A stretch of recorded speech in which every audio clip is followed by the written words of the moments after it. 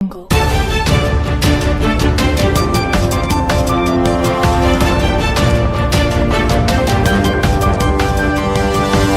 Audio jungle.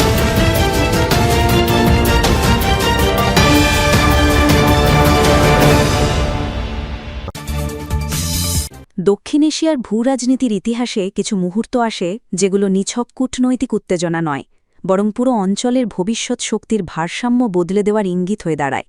এখন ঠিক তেমনই এক সময়ের মধ্য দিয়ে যাচ্ছে বাংলাদেশ ও ভারত। মাত্র ৪৫ দিনের একটি সময়সীমা ঘিরে তৈরি হয়েছে বিস্ফোরক উত্তেজনা। পশ্চিমবঙ্গের রাজনৈতিক পালাবদলের পর সীমান্ত জুড়ে শুরু হয়েছে নতুন হিসাব নিকাশ। দিল্লির কঠোর বার্তা, ঢাকার পাল্টা অবস্থান, আর মাঝখানে কয়েকশো কিলোমিটার দীর্ঘ সীমান্ত। সব মিলিয়ে পরিস্থিতি এমন এক জায়গায় পৌঁছেছে যেখানে একটি ভুল সিদ্ধান্ত পুরো অঞ্চলের কৌশলগত বাস্তবতা পাল্টে দিতে পারে। কলকাতার রাজনৈতিক আবহাওয়া তখনও নতুন নেতৃত্বের উচ্ছ্বাসে ভরপুর। নবান্নের করিডোরে ক্ষমতার নতুন কেন্দ্র গড়ে উঠেছে। কিন্তু সাধারণ প্রশাসনিক রদবদলের আড়ালে যে সিদ্ধান্ত নেওয়া হচ্ছিল তা শুধু পশ্চিমবঙ্গ নয়, পুরো উপমহাদেশের রাজনীতিতে কম্পন তুলতে শুরু করে। মুখ্যমন্ত্রী হিসেবে দায়িত্ব নেওয়ার পর প্রথম উচ্চ পর্যায়ের বৈঠকেই সীমান্ত নিরাপত্তাকে সর্বোচ্চ অগ্রাধিকার দেওয়া হয়। আলোচনার কেন্দ্রে ছিল বাংলাদেশ সীমান্তের বিস্তীর্ণ অংশে দ্রুত কাঁটাতারের অবকাঠামো নির্মাণ। সরকারি ব্যাখ্যা ছিল একটাই: জাতীয় নিরাপত্তা। দিল্লির দীর্ঘদিনের অভিযোগ, সীমান্তের ছিদ্রপথ ব্যবহার করে অবৈধ অনুপ্রবেশ, চোরাচালান এবং নিরাপত্তা ঝুঁকি বেড়েছে। বিজেপির বহু পুরনো রাজনৈতিক বক্তব্যে এই ইস্যুটি বরাবরই গুরুত্বপূর্ণ ছিল। নির্বাচনী প্রচারণায় বারবার বলা হয়েছে পশ্চিমবঙ্গের জনসংখ্যার কাঠামো পরিকল্পিতভাবে বদলে ফেলা হয়েছে। সীমান্তকে সফট জোন বানিয়ে রাখা হয়েছে রাজনৈতিক সুবিধার জন্য। সেই পুরনো অভিযোগকে সামনে রেখেই এবার কঠোর পদক্ষেপের ঘোষণা আসে। কিন্তু এই ঘোষণার রাজনৈতিক তাৎপর্য আরও গভীর। ৫৬৩ কিলোমিটার সীমান্তকে মাত্র ৪৫ দিনের মধ্যে কার্যত সম্পূর্ণ সুরক্ষিত করার যে পরিকল্পনা সামনে আনা হয়েছে তা বাস্তবতার চেয়ে বেশি এক মনস্তাত্ত্বিক বার্তা। এটি শুধু অবকাঠামো নির্মাণ নয়, এটি শক্তি প্রদর্শনের কৌশল। দিল্লি যেন দেখাতে চাইছে বাংলাদেশকে ঘিরে ভারতের নীতিতে এখন আর আপোষের জায়গা নেই। তবে সীমান্ত কখনও কেবল মানচিত্রের রেখা নয়। এই সীমান্তের দুই পাশে রয়েছে অভিন্ন সংস্কৃতি, ভাষা, আত্মীয়তার সম্পর্ক এবং বহু পুরনো অর্থনৈতিক নির্ভরতা। গ্রামের পর গ্রাম এমন আছে যেখানে মানুষের জীবন দুই দেশের সীমানার সঙ্গে ওতপ্রোতভাবে জড়িত। একদিকে বাজার, অন্যদিকে আত্মীয়ের বাড়ি। কোথাও কৃষিজমি এক পাশে, বাড়ি অন্য পাশে। ফলে সীমান্তে লোহার দেয়াল নির্মাণের প্রশ্নটি কেবল নিরাপত্তার বিষয় হয়ে থাকে না, এটি মানবিক ও রাজনৈতিক বাস্তবতার সঙ্গেও সংঘর্ষে জড়িয়ে পড়ে। নবান্নের সিদ্ধান্ত প্রকাশে আসার পর ঢাকায় শুরু হয় তীব্র প্রতিক্রিয়া। পররাষ্ট্র মন্ত্রণালয়ের অভ্যন্তরে তখন একের পর এক বৈঠক। সরকারি ভাষায় এটিকে সীমান্ত ব্যবস্থাপনার একতরফা দৃষ্টিভঙ্গি বলা হয়েছে। বাংলাদেশের নীতি নির্ধারকদের বক্তব্য ছিল স্পষ্ট: কাঁটাতারের দেয়াল দিয়ে বন্ধুত্ব তৈরি হয় না, বরং তা পারস্পরিক অবিশ্বাসকে আরও গভীর করে। বাংলাদেশের বর্তমান অবস্থান আগের যে কোনো সময়ের তুলনায় আলাদা বলেই বিশ্লেষকদের ধারণা। অতীতে সীমান্তে উত্তেজনা সৃষ্টি হলেও বাংলাদেশ প্রায়শই নরম কূটনৈতিক অবস্থান নিয়েছিল। কিন্তু এখনকার প্রশাসন নিজেদের সমমর্যাদার সম্পর্কের পক্ষপাতী হিসেবে তুলে ধরছে। তাদের বক্তব্য, বাংলাদেশ আর কোনো বড় শক্তির ছায়ায় পরিচালিত হবে না, বরং জাতীয় স্বার্থকে কেন্দ্র করেই সিদ্ধান্ত নেবে। এই পরিবর্তনের পেছনে রয়েছে কয়েকটি বড় কারণ। প্রথমত, বাংলাদেশের অর্থনৈতিক সক্ষমতা গত এক দশকে উল্লেখযোগ্যভাবে বেড়েছে। দ্বিতীয়ত, আঞ্চলিক ভূরাজনীতিতে চীনের ক্রমবর্ধমান উপস্থিতি ঢাকাকে নতুন সামরিক বিকল্প দিয়েছে। তৃতীয়ত, ভারতের অভ্যন্তরীণ রাজনীতিতে বাংলাদেশ ইস্যুকে যেভাবে ব্যবহার করা হয়েছে তা ঢাকার মধ্যে দীর্ঘমেয়াদী অবিশ্বাস সৃষ্টি করেছে। সীমান্তে গুলি, হত্যা এবং মানবাধিকার লঙ্ঘনের অভিযোগ বহু বছর ধরেই দুই দেশের সম্পর্কে অস্বস্তির কারণ হয়ে আছে। ফেলানীর মৃত্যুর ঘটনাটি এখনও বাংলাদেশের জনমনে এক গভীর প্রতীক হয়ে আছে। কাঁটাতারের বেড়ায় ঝুলে থাকা সেই কিশোরীর ছবি শুধু একটি মানবিক ট্র্যাজেডি ছিল না, এটি দুই দেশের ক্ষমতার অসম সম্পর্কেরও প্রতিচ্ছবি হয়ে উঠেছিল। বর্তমান প্রশাসন সেই স্মৃতিকে সামনে এনে নতুন জাতীয়তাবাদী অবস্থান তৈরি করছে।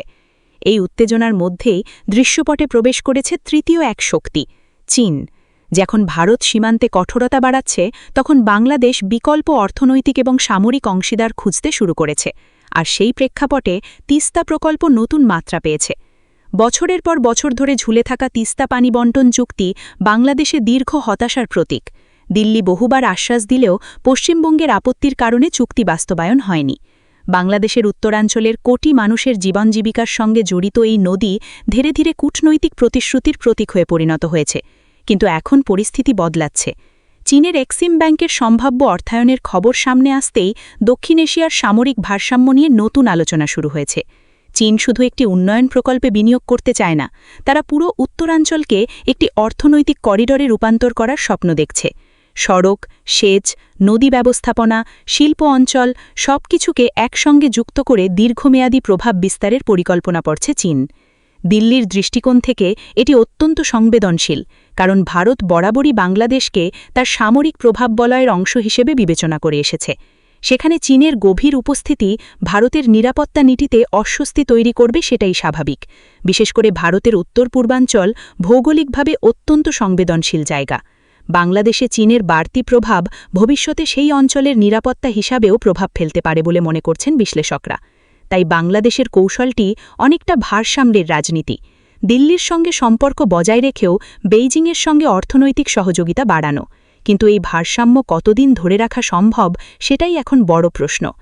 প্রধানমন্ত্রী তারেক রহমানের সম্ভাব্য চীন সফর নিয়ে যে আলোচনা চলছে তা শুধু একটি কূটনৈতিক সফরের মধ্যে সীমাবদ্ধ নয়, এটি এক ধরনের বার্তা।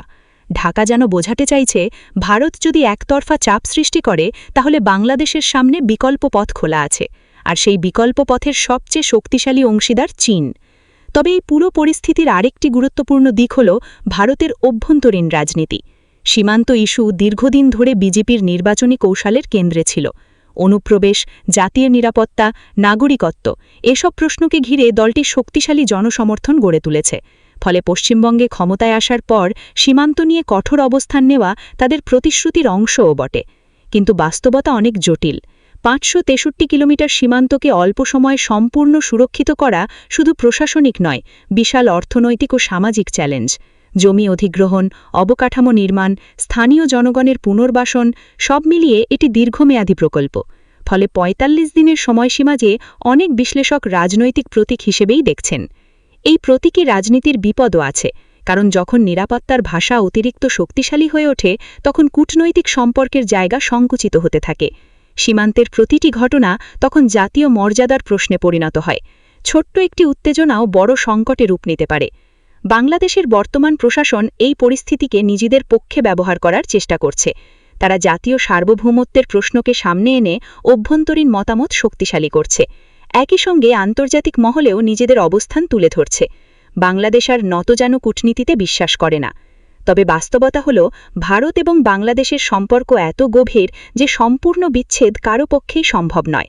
ব্যবসা, বিদ্যুৎ, যোগাযোগ, আঞ্চলিক নিরাপত্তা সব ক্ষেত্রেই দুই দেশ একে অপরের ওপর নির্ভরশীল। ভারতের উত্তরাঞ্চলের সঙ্গে যোগাযোগের জন্য বাংলাদেশ গুরুত্বপূর্ণ, আবার বাংলাদেশের রপ্তানি ও অর্থনৈতিক জন্য ভারতও একটি বড় অংশীদার।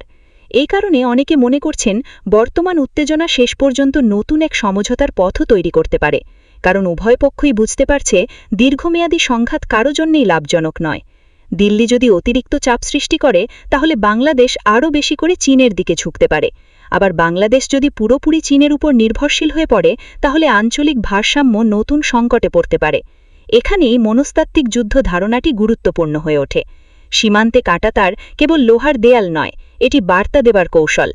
একইভাবে চীনের সঙ্গে ঘনিষ্ঠতাও শুধু অর্থনৈতিক সিদ্ধান্ত নয়, এটি সামরিক চাপ তৈরির মাধ্যম। বাংলাদেশের নতুন পররাষ্ট্রনীতি তাই অনেকটা বহুমুখী ভারসাম্যের ওপর দাঁড়িয়ে আছে। একদিকে ভারত, অন্যদিকে চীন, একদিকে আঞ্চলিক সহযোগিতা, অন্যদিকে সার্বভৌমত্বের জোরালো অবস্থান। এই নীতির সাফল্য নির্ভর করবে ঢাকা কতটা দক্ষতার সঙ্গে দুই শক্তির মধ্যে সামরিক দূরত্ব বজায় রাখতে পারে। ভারতের জন্যও এটি বড় পরীক্ষা। প্রতিবেশী প্রথম নীতির বাস্তবতা এখন প্রশ্নের মুখে। দিল্লিকে নিষিদ্ধান্ত নিতে হবে, তারা কি শারদ নিরাপত্তা কেন্দ্রিক কঠোর নীতি অব্যাহত রাখবে, নাকি সম্পর্ককে আরও ভারসাম্যপূর্ণ এবং পারস্পরিক সম্মানের ভিত্তিতে এগিয়ে নেবে? কারণ ইতিহাস বলে, শুধু শক্তি প্রদর্শন দিয়ে দীর্ঘমেয়াদী প্রভাব ধরে রাখা যায় না। দক্ষিণ এশিয়ার মতো জটিল অঞ্চলে সম্পর্ক টিকিয়ে রাখতে প্রয়োজন আস্থা, অর্থনৈতিক পারস্পরিকতা এবং রাজনৈতিক সংবেদনশীলতা।